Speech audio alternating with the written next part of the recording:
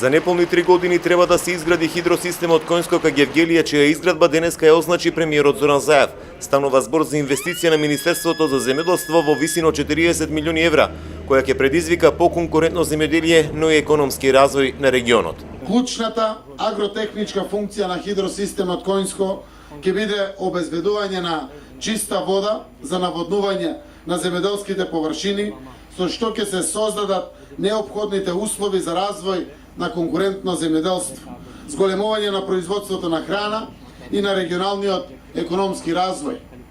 Освен за наводнување, водите од акумулацијата Коњско и протечните води ќе се користат и за производство на електрична енергија. Браната Коњско ќе се протега низводно околу 8,5 километри, во која ќе се влеваат повеќе кожувски реки. Истата треба да придонесе за поголем опфат на земјоделските површини кои ќе се наводнуваат во Гевгелиско. Реалноста е дека во моментов има доволно вода само за околу 1500 хектари.